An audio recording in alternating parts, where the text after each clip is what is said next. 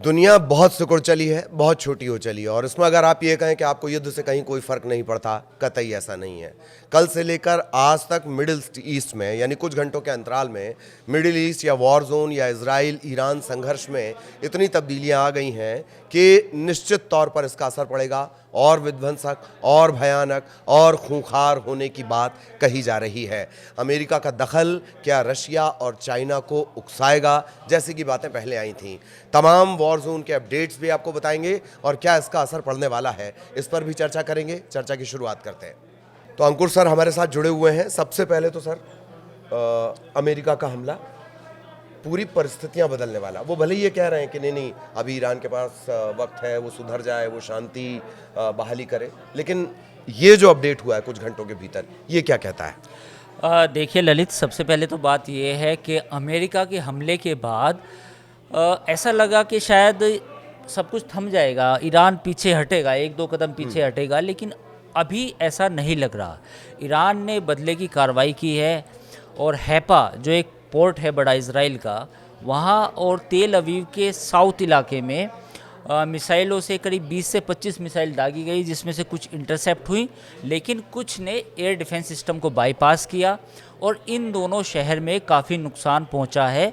ये अभी का अपडेट है, यानी कि कुल मिला के इससे अभी कहीं नहीं लग रहा है कि ईरान कहीं ना कहीं पीछे हटने को तैयार है। ईरान ने जवाबी कार्रवाई की है।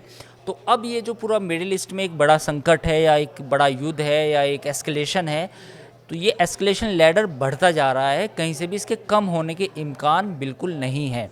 और पूरी दुनिया को इसलिए भी चिंतित होना चाहिए कि ईरान दुनिया का एक बड़ा तेल और प्राकृतिक गैस का बड़ा एक्सपोर्ट कंट्री है, स्टेट ऑफ हॉर्मुज है, यानी कि फारस की खाड़ी है जहाँ से पूरा ट्रेड होता है।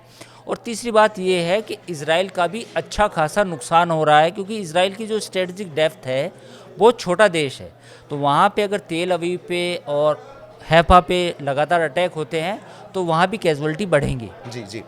ईरान को जितना हल्के में लिया जा रहा था, या जैसे कहा जा रहा था कि नहीं फटाफट अटैक कर दिया जाएगा, या ईरान की तरफ से इतना रिटेलिएशन होगा और इस तरह से होगा, ये उम्मीद शायद नहीं थी। बिल्कुल ऐसा माना जा रहा था कि ईरान शायद रिटेलिएट ना करें, लेकिन अभी कोई ऐसे इम्कान बिल्कुल नज़र नहीं आ रहे कि ईरान कोई हथियार डाल दिए या पीछे हट गया, या अमेरिका ने जब आज सुबह जो B-2 बॉम्बर्स से फोर्दो और बाकी जो नतांज और इस्फहान पर जो अटैक किया, उसके बाद कुछ परिस्थितियां बदलेंगी या कुछ सीज़ फायर होगा, ऐसा कुछ नहीं है।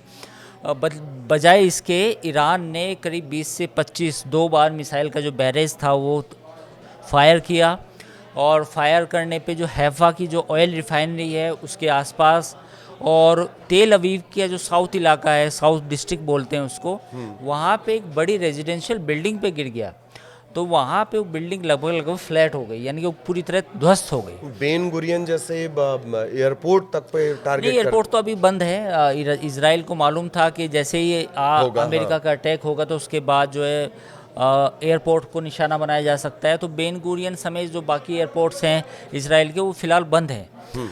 लेकिन इसका मतलब क्या है? बॉटम लाइन ये है कि ईरान अभी भी रिटेलिएट कर रहा है, तो उसकी पॉलिसी ये नज़र आती है कि जब तक उसके पास आखिरी मिसाइल होगी वो छोड़ता रहेगा। वो चाहे डू और डाई जैसी सिचुएशन में है। मुझे लगता है कि ईरान खुद को अब इसी पोजीशन में समझ रहा है कि मेरे लिए अब एक ही रास्ता बचा है कि अब मेरे पास जितना भी मिसाइलें हैं, जो जितना भी स्टॉक है जो उसने पिछले 10-15 सालों में इकट्ठा किया है, वो सारा छोड़ा जाएगा, तभी मामला सुलटेगा, ऐसा ईरान सोचता है। लेकिन ये जो अभी जो सिचुएशन है, ये अगर बढ़ती है तो इसका पूरी दुनिया पर भी असर पड़ेगा। क्योंकि देखिए, इससे पहले जो भी लड़ाई छिड़ती है, लड़ाई को छेड़ना बहुत आसान है, कोई भी मुल्क छेड़ना चाहे, लेकिन उसको ख़त्म करना इतना आसान नहीं है। तो पूरी दुनिया की जो भी ताकतें हैं, जो भी इस वक्त इन्होंने जो इस तरह सोच रही हैं कि कोई लड़ाई हल हो सकता है, तो मुझे लगता है कि ईरान के न्यूक्लियर जो प्लांट्स हैं उनको ध्वस्त करने के बाद अब मुझे लगता है कि सभी पक्षों की तरफ से अब ये होना चाहिए कि भाई अब ये कहीं ना कहीं लड़ाई रुके, क्योंकि इससे नुकसान भी सबको है। जी, एक बड़ा आंकड़ा है, एक अखबार ने ऐसा क्लेम किया है कि इजराइल का जो डेली का खर्च है, औसत जो डेली खर्च है, वो 6000 करोड़ तकरीबन है, और इसके अलावा बाकी और मोर्चों पर भी उसकी लड़ाई चल रही है। मेरा ख्याल है 6-7 मोर्चों पर इकट्ठे ही लड़ रहा है। तो क्या इजराइल के अंदर खाने नेतन्याहू कमज़ोर नहीं हो रहे हैं, या नेतन्याहू मजबूत होते जा रहे हैं? इस युद्ध चूंकि भावनाओं को भड़काता है। देखिए, नेतन्याहू की जो छवि है वो एक ऐसे व्यक्ति की है जिसको कहा जाता है कि ये हमेशा युद्ध चाहता है। हाँ। है ना, पूरी दुनिया में भी, और ख़ासतौर पे कुछ इजराइल के लोग भी उनकी आलोचना करते हैं कि नेतन्याहू खुद ही लड़ाई चाहते हैं। नेतन्याहू का लास्ट जो रिजॉल्ट है वो ईरान है। नेतन्याहू को लगता है कि अगर वो एक बार फिर से प्राइम मिनिस्टर बनना चाहें, जो कि अभी वो बनना चाहते हैं, 75 ईयर्स की एज है उनकी, उसके बावजूद वो चाहते हैं कि अभी भी वो पद पे बने रहें, तो उन्हें उनका जो पहला उन्होंने जो अपना जो दुश्मन बनाया है वो ईरान बनाया है। उनका मानना ये है, या उनकी डॉक्ट्रिन ये है, कि जब तक ईरान की न्यूक्लियर कैपेबिलिटी और वैसी जो मिसाइल कैपेबिलिटी ख़त्म नहीं की जाएंगी, तब तक इजराइल में पीस नहीं आ सकता। तो ये उनका नैरेटिव है। बाकी दुनिया की अगर नैरेटिव की बात कहें तो अमेरिका इसमें साथ दे रहा है।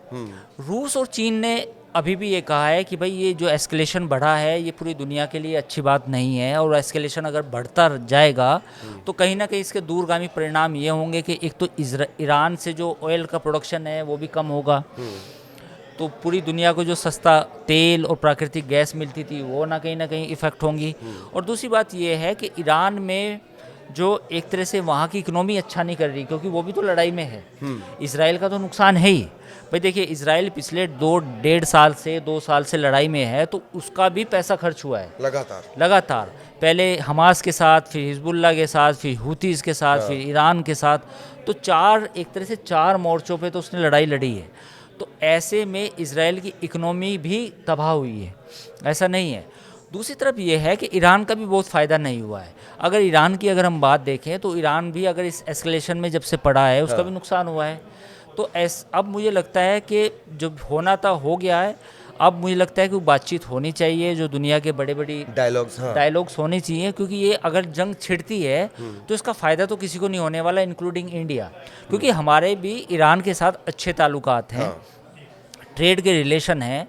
हमारा जो वहाँ पे चाबार पोर्ट है, या जो हमारा जो मिडिल ईस्ट में पूरा एक ट्रेड रूट भी है, यूरोप तक जो जाता है, Middle East to Europe route की जिसकी हम बात करते हैं, वो भी अफेक्ट होगा। और जैसे भी जब भी जंग के हालात होते हैं तो कच्चा तेल भी महंगा होता है, इनपुट कॉस्ट उसकी इंक्रीज़ होती है, और उसका कहीं ना कहीं इकोनॉमिकल इम्पैक्ट भी इंडिया पे पड़ेगा, बाकी मुल्कों पे भी पड़ेगा। तो मुझे लगता है कि अब ये एस्केलेशन कम होना चाहिए। जी। एक और एंगल जो जुड़ा हुआ है अमेरिका से, जैसे मैं हमेशा कहता हूँ, अमेरिका को ऐसी लत है कि वो जबरन जाके भलाई करना चाहता है। खैर, सवाल ये कि अमेरिका ने जिस तरह से किया है भाई, परमाणु बम, उसके 3 बड़े न्यूक्लियर प्लांट पे आपने अपना बंकर ब्लास्टर गिरा दिया। अभी वो कह रहे हैं कि ईरान के पास एक मौका, वरना हम ये कर लेंगे। क्या लगता है, वो खुद को अलग करेगा या ये उन्माद इसी तरह से भड़काएगा? नहीं, देखिए, ईरान का मामला तो अब अगर ये जो अभी रिपोर्ट्स जो सैटेलाइट की इमेज आती हैं वो जैसे ही आती हैं उससे पता चलेगा कितना नुकसान हुआ नहीं हुआ। और आई थिंक आज शाम तक या कल सुबह तक जितनी भी सैटेलाइट कंपनियां हैं वो अपनी रिपोर्ट्स देंगी। सोशल मीडिया में भी आ जाएगा कि नतांज में कितना नुकसान हुआ, फार्दो में कितना नुकसान हुआ, वो सब आ जाएगा। हाँ। सबसे बड़ी बात ये है कि इसमें जब ये सब पूरा डिस्कशन हो रहा था तो उस समय एक वीडियो आता है नॉर्थ कोरिया से वीडियो आता है, उसमें एक बहुत बड़ी सी मिसाइल है। उनको जो उनके स्टेट ऑफ हेड हैं किम जोंग उनके जो है, तो वो उसमें दिखाई देते हैं। तो पूरी दुनिया में ये चर्चा कर रही है कि भाई अगर अमेरिका से बचना है तो आपके पास एटॉमिक हथियार होना चाहिए। तो लोग कहते हैं कि भाई आपने नॉर्थ कोरिया पर अटैक क्यों नहीं किया, अमेरिका से, मतलब कह रहे हैं वो इसलिए नहीं किया क्योंकि नॉर्थ कोरिया पर एटॉमिक बॉम्ब है। एक तरह से मतलब अघोषित है वो, पर है, ऐसा लगता है कि कैपेबिलिटी है, तो लोग डरते हैं। तो लेकिन ईरान के मसले में ये हुआ कि ईरान को मुझे लगता है कि कहीं ना कहीं कैलकुलेशन भी गड़बड़ हुई है। अगर एटॉमिक बॉम्ब बनाना था तो बना के एक साइड हो चुके होते आज से 10 साल पहले। ठीक। ये जो मसला है पिछले 20 साल से चल रहा है, 20 साल तक एटॉमिक बम बनाएंगे, वो खिंचता चला गया। और उसका लास्ट में फ़ायदा फिर ये हुआ कि इजराइल ने अटैक कर दिया और अमेरिका बीच में कूद पड़ा, और अब ईरान को नुकसान भी झेलना पड़ा है। तो मुझे लगता है कि कहीं ना कहीं ईरान से भी असेसमेंट में चूक हुई है। जी। अगर उसको बनाना था तो बना लेना चाहिए था, वरना फिर ना ही बनाते। हाँ। फिर ये दोनों ही बातें होती। बिल्कुल, बिल्कुल। तो अभी क्या कुछ चल रहा है, वॉर जोन में क्या है और क्या असर इसका रहेगा, उन सब मसलों पर हमने बातचीत की। आगे भी इसी तरह के अपडेट्स आप तक पहुंचाते रहेंगे। नमस्कार।